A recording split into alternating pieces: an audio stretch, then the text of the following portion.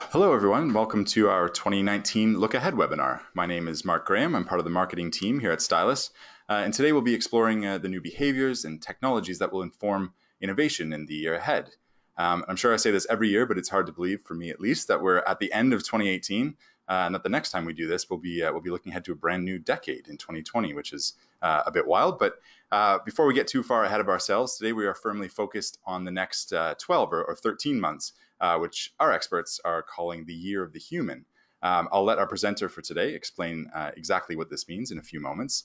But just before we dive in, a quick note on our webinars, the usual little spiel that I give. But for those of you who are new to Stylus membership, we host these webinars monthly, exclusively for Stylus subscribers as a way to share our latest research and analysis with you. And they're designed to give you the opportunity to hear directly from the individuals and the teams that are creating the trends research and analysis that we produce. And we refer to them as our industry experts, and they're spread out all around the world, tracking, analyzing, and reporting on the latest trends across consumer lifestyle, product development, and consumer engagement. And we deliver the fruits of their labor to Stylus members through a variety of different channels, from webinars like this one, to written reports, blog posts, to live events, to workshops and on-site presentations. And all of our previous webinars, including the more recent ones that you can see on screen here, they're available to watch on demand for subscribers at stylus.com/webinars. And I mentioned our experts, and we have technically our head expert with us today. We have Tessa Mansfield, our Chief Creative Officer. Tess has over 20 years experience in translating cross-industry trends into design innovation to brand and product strategy. And she leads the global content team here at Stylus, guiding our content and creative direction. So she's perfectly placed to guide you through a sort of holistic view of the cross-industry trends set to shape both the commercial landscape and our content calendar in the year ahead. So I won't waste any more of your time. I'll go ahead and hand you over to Tess now to look ahead to 2019. Thank you, Mark. Welcome to Stylus's Look Ahead to 2019. As Mark just mentioned, our experts predict that far from the rise of machines, in 2019, humans will take back control. After this year's growing fears around automation, fake news bots, and general tech overload, consumers are desperate for a dose of reality. And that means that brands need to embrace the physical, to ramp up emotions and get personal. This return to humanity also means facing up to the challenges of the world around us. 2019 will be the year that sustainability goes mainstream, diversity becomes non-negotiable, and enlightened brands promote a democratization of skills. Today, I'm going to draw from our annual Look Ahead reports, where our team have identified 30 trends and 60 influencers across consumer lifestyle, product, and engagement. And from those, here are the key 8 overarching themes for 2019 that we believe will have a major impact in the coming year. Starting with emotional tech. 2018 was a troubling year for consumers' relationships with technology. We believe that in the future, brands will need to employ a human approach to tech-driven engagement for the good of their customers as much as their bottom line. Computers are now literally teaching themselves to walk, like this little guy on the left, whose actions were devised by DeepMind, Google's artificial intelligence unit. And in response to these vast technological leaps, and so as not to leave people behind, we see opportunities to build trust-based and reassuring relationships with consumers.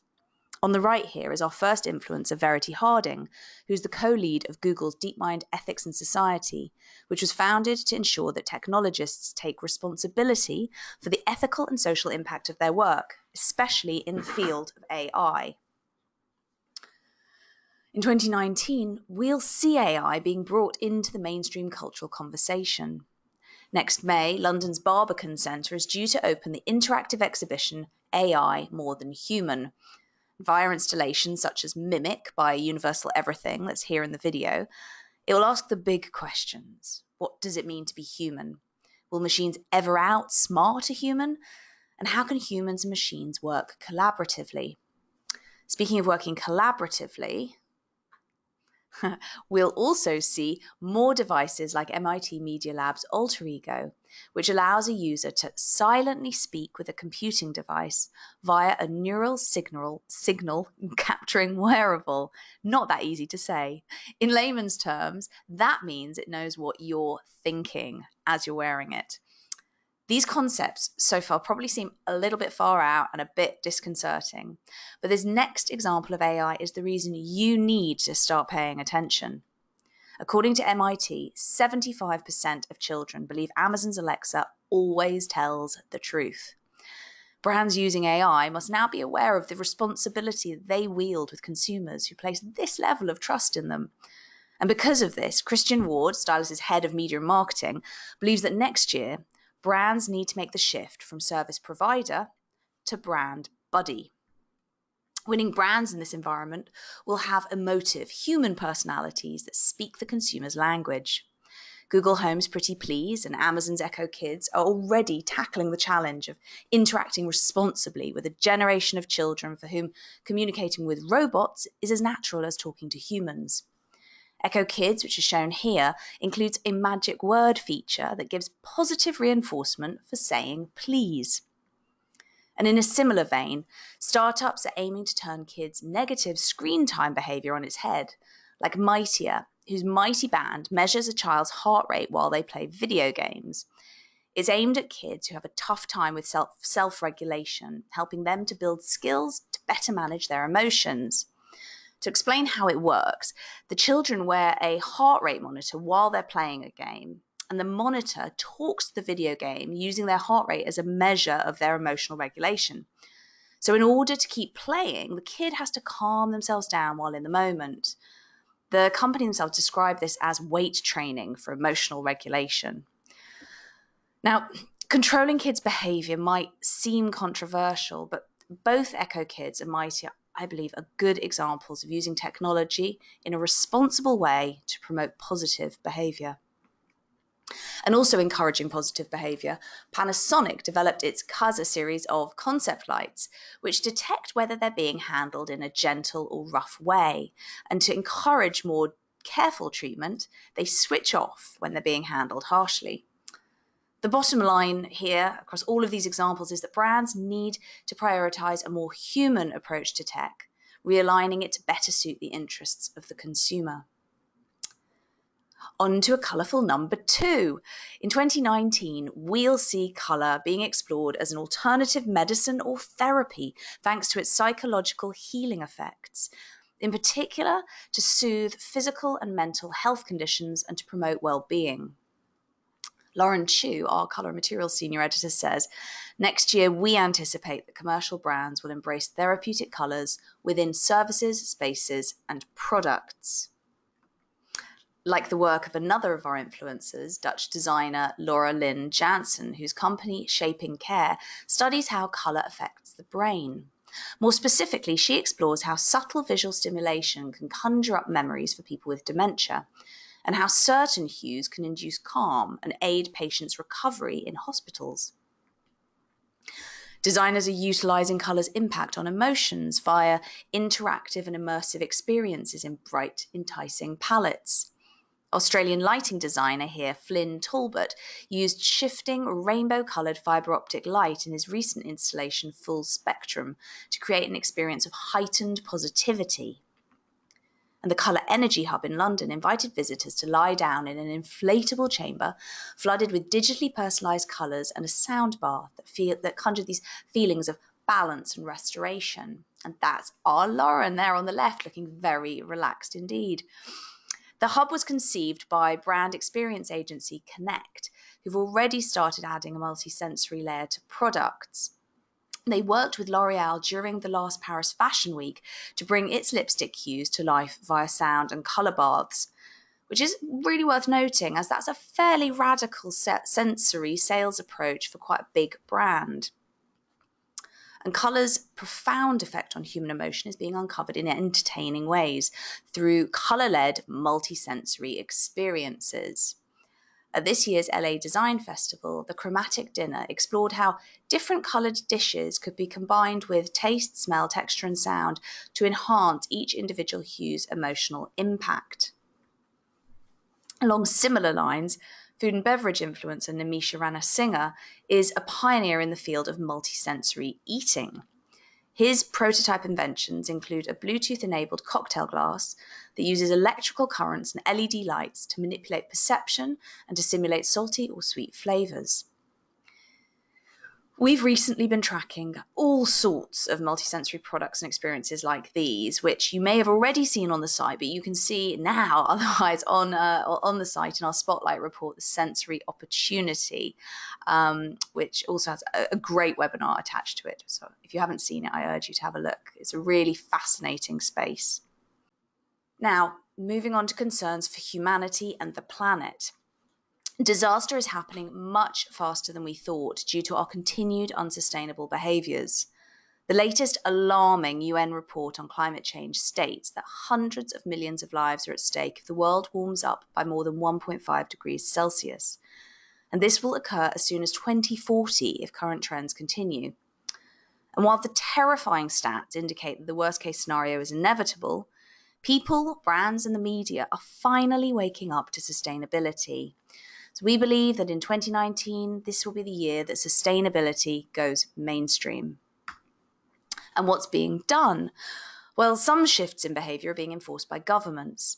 In a bid to stop plastic pollution of the oceans, California will become the first US state to be free of plastic straws at sit-down eateries from 2019, while a ban on all plastic utensils is already in place in Seattle. And hot off the press, just a month ago, the EU announced a ban on all single-use plastics from 2020. So it's important that brands and designers prepare now for the onset of other potential bans. Architect turned social design entrepreneur featured here, Sophia Qureshi, founded Cup Club. It's a reusable coffee cup service. How it works is that people buy their coffee as usual, but receive it in an RFID tagged cup that can be returned, cleaned, and used again. Polystyrene is another material currently under fire and will be banned from New York from 2019 when used in container form, which is quite big. Getting ahead of this, Elena Diekman has launched Plumo, the world's first sustainable thermal packaging material made from waste feathers sourced from the poultry industry.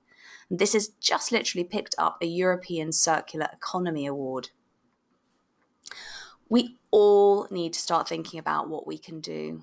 As Stylus' David Pinate says, now is the time to consider how you can enable your customers to shift their behaviours. Next year, we are going to be seeing a big rise in consumer-led initiatives and brands embracing that, as well as media drives, expanding on this year's massive focus on ocean waste. We're even going to be seeing a lot of celebrities getting in on the act. On a local scale, aiming to eliminate waste by shaking up the system, new Canadian sustainable living boutique Eco and Amore has partnered with eco-conscious beauty and cleaning brands to sell their products by weight as refills. Now, cleaning brands have done this kind of thing for a while, but it's a fairly new approach for the beauty industry. And taking this idea of having only what you need when you need it into the luxury home space, Chicago-based 57th Street has launched a flexible ownership system which allows customers to swap out furniture when their lifestyle changes. And in the UK, Hearth is a luxury rental service that connects owners of unused designer furniture to people looking to decorate their home or event. In 2019, we think the smartest brands will unlock the value of lived-in and pre-owned objects and leverage their unique history to tell a positive and sustainable story. And, as I mentioned, we're going to be seeing the rise of the sustainably minded celebrity, highlighting a cause via philanthropic endeavours as well as brand collaborations and product endorsements. One such person is Danish fashion editor Eva Cruz, who's the chief executive and president of the Leadership Forum Global Fashion Agenda, whose mission is to change the way we produce, market and consume fashion, thinking beyond next season. Another is Jessica Alba, whose eco-friendly consumer goods firm, The Honest Company, has just received $200 million in fresh investment, so is really due to grow in the coming year. And then you have American singer-songwriter SZA and her forthcoming Sustainability Gang collection with Champion. I've seen tons of press on this already. Revenue from the collection will go to organisations that are dedicated to sustainability and preservation of the oceans. Now, together, all these mainstream initiatives are important steps in the right direction. And from sharing physical goods to sharing skills, we move to number 4. With rapid urbanisation and industrialisation across the globe, a declining sense of community within neighbourhoods is contributing to a feeling of isolation. Next year, we'll see the creation of local networks for sharing skills as a way of reconnecting people and for preserving arts and traditions for future generations. The Ready Made Go exhibition at this year's London Design Festival paired designers such as UK-based MLXL with local social enterprises to highlight the possibilities of designing with the wider community. Our ethos is rooted in our attention to modes of production and local resources, and we're particularly interested in making as a form of knowledge production, says founder Marco Campado about the studio's philosophy. We also see the rise of such initiatives encouraging a much more pragmatic use of materials. And actively building community and skills, micro hand-weaving mill McAvoy Textiles is reviving the historic Glaswegian textile industry by establishing training opportunities in the Scottish city. Another 2019 influencer, Paul Van Zyl, is the co-founder of Ecolux fashion brand Mayet and has launched the Conduit Club, a new philanthropic London members club that also houses a pop-up retail concept called the Mayet Collective. Each month, the store plays host to a programme of educational skills events, like here on the right, this is a rug making event with reclaimed materials label Elvis and Cress. And we're going to be seeing the democratisation of flavour and of cooking in 2019. Chef Samin Nosrat's book, Salt, Fat, Acid, Heat, has just become a hit Netflix series, which is fantastic. This opens up her food philosophy to a wider audience, where the mastery of these 4 facets allows individuals to create delicious dishes without the need for a recipe. And similarly, lifting the lid on a process, Thomas Hay is head of coffee at the Roastery within London's Tate Gallery, which allows small independent coffee businesses to lease its roaster and expertise at affordable rates. This idea of democratising knowledge and skills is leading to a positive shift in the commercial brand world. Consumers are demanding that brands begin to wake up to the fact that everyone is unique. In the year ahead, we anticipate that more brands will adopt a user-focused approach to appeal to users of mixed ability, and will also unveil creative interactions to inspire new enthusiasm for existing products. IKEA, for one, are reframing disability as expertise. At a corporate event in September, head of design Marcus Engman said, "When considering ergonomics, who would we be better off talking to than a person who sits in a wheelchair all day long?" Our influencer, Ethel Bender, is the CEO and co-founder of startup Unique, which is revolutionising custom-made 3D printing prosthetics. In 2018, it collaborated with IKEA on 3D printed seats for gamers of all abilities. It also hosted hackathons with the aim of creating solutions for those living with a disability. The results of the hackathons will culminate in an exhibition which will be hosted in 2019. Similarly, Microsoft's Xbox division collaborated with gamers of mixed ability to develop its adaptive controller. This is a device that can be completely customised and comes packaged in a specially designed accessible box. And photographer Kate Fitchard, who's worn a hearing aid since childhood, teamed up with Paris-based studio F&D to create a fashionable aid for the hearing impaired. Because you've got to remember, it's not solely about practicality, as aesthetics are pretty important too. And next year, we expect diversity to be addressed in the food industry. The faces of the wider food world are changing, with global initiatives and accolades championing women, people of colour, and LGBTQ individuals. Award-winning American food writer Julia Turshen recently launched Equity at the Table, which is a diversity-focused database of food industry professionals. Now, Turshen describes the shift as seeking to build a longer table, not a higher fence. And this longer table effect is already being felt across the fashion and beauty industry, with inclusivity initiatives, meaning that a new set of voices is emerging. Dazed Media Group's online beauty portal is dedicated to blurring the boundaries of beauty ideals. They're featuring contributors such as disabled activist model Aaron Phillip. And beauty fans have the Fenty effect to thank for a year of diversity-led beauty projects. Brands are now competing to offer more inclusive products, with Estee Lauder offering an extensive and potentially overwhelming range of 61 foundation shades. But this is only the start. In 2019, we anticipate that brands will go beyond the face to embrace more nuanced, positive, and intuitive inclusivity strategies.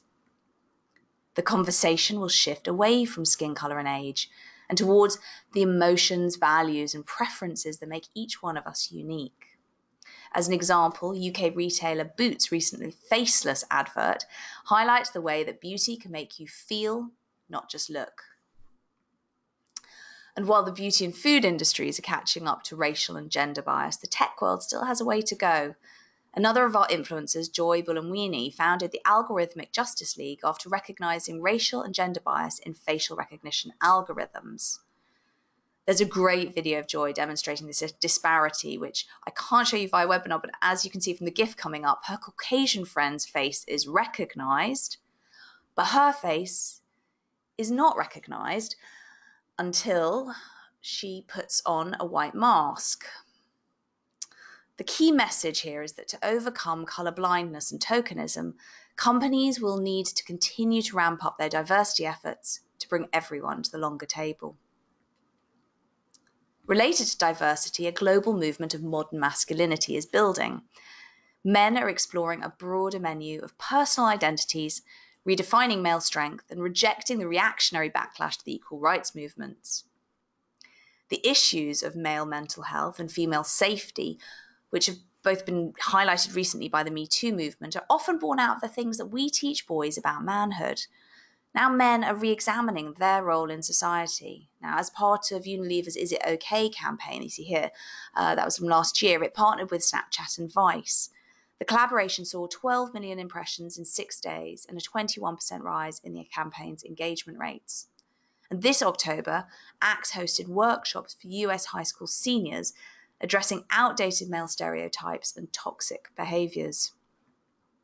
Campaigns like menswear brand Bonobo's Evolve the Definition is a project intended to build a conversation around the dictionary definition of what masculine, as you can see here, was it having qualities or appearance traditionally associated with men, especially strength and aggressiveness, which at the moment, as you can see, paints a limited picture of what a man can be, which is not really in touch with, I think, what many men feel about themselves. And you can see that if you plug into the video itself.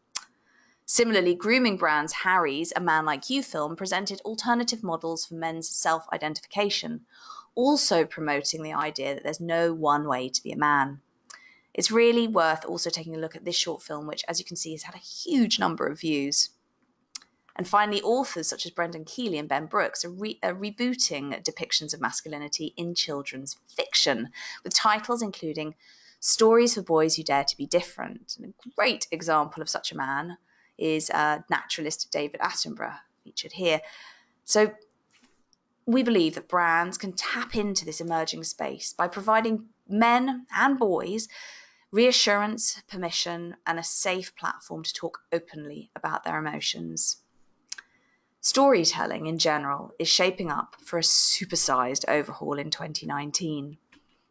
It's moving into story living via immersive technologies designed for interaction-hungry appetites.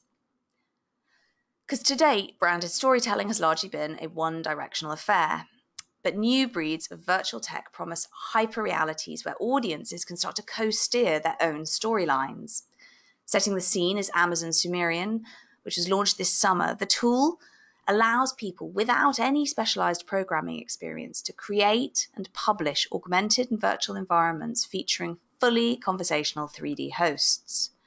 And taking this further, ILM X Lab, which is the immersive entertainment division of Disney's Lucasfilm, has been creating cinematic spin-off spaces where the boundaries between fiction and reality are barely perceptible. This is something we're seeing a real appetite for among consumers. Katie Barron, our head of retail, predicts that hyperrealities will forge thrilling new allegiances between formerly disconnected industries, bringing cutting-edge cinematic experiences into the brand domain. And we anticipate more live trans reality experiences too, like this recent catwalk that used live CGX technology to patch virtual extras onto real life scenarios on screen with the help of motion capture. Just imagine how this kind of real virtual experiential mashup could be applied to brand or retail environments. And blurring fiction and reality in a customer service setting, our influencer Mark Sagar and his company Soul Machines are pioneering more human-like ways to interact with technology. The company's AI chatbots are animated using a simulated nervous system and muscles, combined with algorithmic learning to produce a really eerily realistic avatar that produces a crucially empathetic response. And another early example of connecting the physical with the virtual, Porsche has created an interactive AR haptic advertising format that encourages a sense of control and experimentation. When you add a sense of urgency and control through the use of these bespoke VR and AR experiences, you create an extra level of personal engagement that's extremely powerful. And now in our final, quite literally out of this world section, we look at how manned spaceflight prepares to take off once again, but in the commercial space. This is driving a renewed interest in boundary-pushing science, sparking consumers' imaginations, and pushing radical, resource-friendly design. Gen Z and Gen Alpha are looking at a future in which manned commercial spaceflight is normal, thanks to projects such as SpaceX's proposed space tourism flight to circumnavigate the moon. And space tourism company Space Nation is recruiting future space travelers through an astronaut training app developed with NASA. High-performing candidates are selected to participate in virtual and real-world space experiences, including a long-format series and an on-site bootcamp. Meanwhile, this side of the stratosphere, the sleek surfaces of Boeing's hypersonic plane concept suggest a return to the forward-thinking excitement of jet-age science fiction. And in 2019, London's Design Museum will welcome a large exhibition called Mars, about one of the greatest challenges of our time, journeying to the Red Planet, which is also the subject of the TV series The First, prompting new audience interest in Mars missions. Now, the design exhibition will explore all of the design elements of this endeavour, from the spaceships that will be used for the 8-month journey and the radical habitats that people will live in, to the development of a new society. And a remote society will need specialist clothing. Of course it will. Designers a bit closer to home are already thinking about materials for harsh conditions, as well as environments with limited resources, which is something that needs to be considered these days, really, no matter where you are. British sportswear manufacturer Volback has launched the Graphene Jacket, which possesses graphene's remarkable levels of strength and thermal conduction at a premium cost of $700. We anticipate more innovative uses of such super materials and developments that bring them closer to market.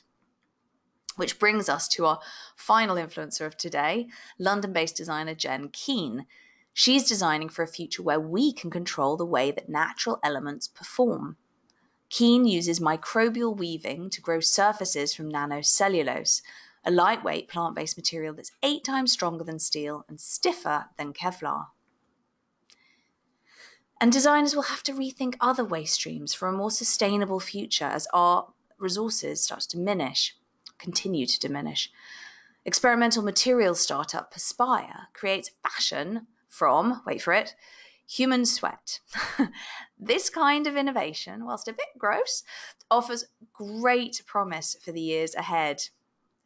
So that brings me almost to the end.